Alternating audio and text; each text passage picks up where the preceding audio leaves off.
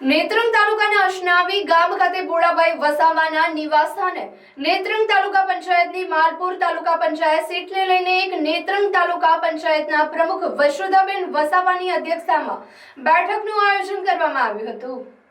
આ બેઠકમાં સંગઠનને વધુ મજબૂત કરવા સાથે અન્ય મુદ્દે ચર્ચા કરવામાં આવી હતી। આ બેઠકમાં ઝઘડિયા તાલુકા પંચાયતના પ્રમુખ જયેન્દ્ર વસાવા તેમજ મગન વસાવા સહિત ભાજપના આગેવાનો અને કાર્યકરો ઉપસ્થિત રહ્યા હતા। જે બહારથી આવીને જે ઝાડુવાળા આવીને બધું બોલી જાય છે, નારંગી, હવે આ કેસરી રંગ એ ભગવાનને પહેરેલો રંગ છે। કેસરીયો રંગ નારંગીમાંથી વિટામિન સી મળે છે, તો એમને એટલી બુદ્ધિ નથી કે વિટામિન સી શરીર માટે કેટલું મહત્વનું છે। કાલે હમણાં મીટિંગ કરી ગયા કે તમને બોર જોઈએ છે તો એ લોકો નથી કરવા આવવાના, અમે જ કરવાના છે। તો તમારે ચાલુ સરકાર સાથે રહેવું છે કે એમના સાથે, એ તમારે નિર્ણય કરવાનો છે। એટલે ભાઈઓ બહેનો, લોકોની ખોટી વાતમાં ના આવશો।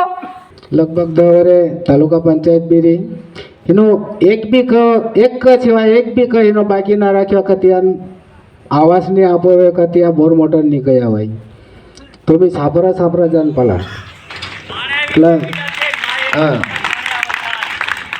आए तो जी भी आपे ते यो कथे काय तो उपरथी पड़ाई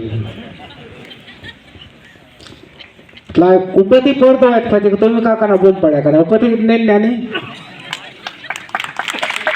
એટલા હાના બૂમ પાડીને ઉપરથી ખાના માગતા હોય ત્યાંથી કા તેજ જા હવે કાંઈ તુમાન આપના કાંઈ ના ખાલી બૂમ પાડીને ચલા જાય। તો હેક્ટર દીઠ 22,000 રૂપિયા આપ્યા અને 2 હેક્ટર દીઠ 44,000। મિત્રો, નેત્રંગ તાલુકાની અંદર ટોટલ 6,200 અરજી થઈ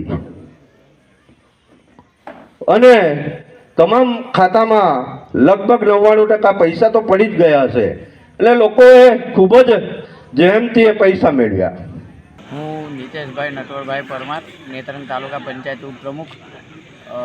હું થોડાક સમય પહેલાં મારે પાર્ટી સાથે થોડું ઘણું મન દુઃખ થયું હતું, એના કારણેથી હું રાજીનામું આપ્યું હતું।